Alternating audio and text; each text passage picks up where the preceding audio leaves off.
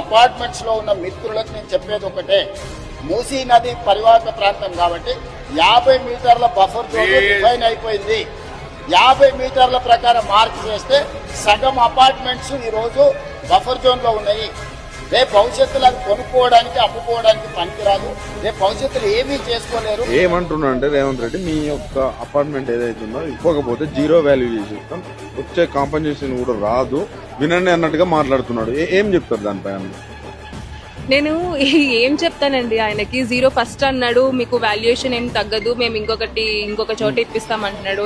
ఇంకొక సైడ్ ఏమో ఇంకా ఆయనకి ఇష్టం వచ్చినట్టు మాటలు మారుస్తూనే ఉన్నాడు. ఆయన మాట మీద ఒక వాల్యూ లేదు. ఒక సీఎం పొజిషన్లు ఉన్నాయి, అలాంటి వచ్చి 0 వాల్యుయేషన్ అయిపోతుంది అంటే ఏంటి? ఇది గుండగర్ది జరుగుతుందా ఇక్కడ?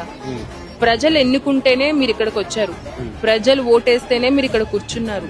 సో ఆ ప్రజల్ని మీరు టార్చర్ పెడతామంటే ఎవరు ఒప్పుకోరు. ఇన్ని రోజులు ప్రజలు చాలా సైలెంట్ గా ఉన్నారు, ఎవరి పనులు వాళ్ళు చేసుకుంటూ వెళ్ళిపోతున్నారు. ఎందుకంటే వాళ్ళ లైఫ్ లో వాళ్ళకి చాలా కష్టాలు ఉన్నాయి, నడుస్తున్నాయి కాబట్టి అందరూ వాళ్ళ పని చేసుకుంటూ వెళ్ళిపోతున్నారు. ఇది ఇంకొంచెం ఎక్స్ట్రా అయ్యింది అనుకోండి, తిరుగుబాటు స్టార్ట్ అవుతుంది. తిరుగుబాటుతో మీరు 5 సంవత్సరాలు చేయాల్సింది 5 సంవత్సరాలు చేస్తారో లేదో కూడా గ్యారంటీ ఉండదు.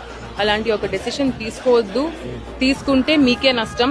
మళ్ళీ నెక్స్ట్ కాంగ్రెస్ పార్టీ రావాలంటే ఏదైతే వ్యతిరేకత ఉందో జనాల మధ్యలో, అలాంటి డెసిషన్ తీసుకోవద్దు.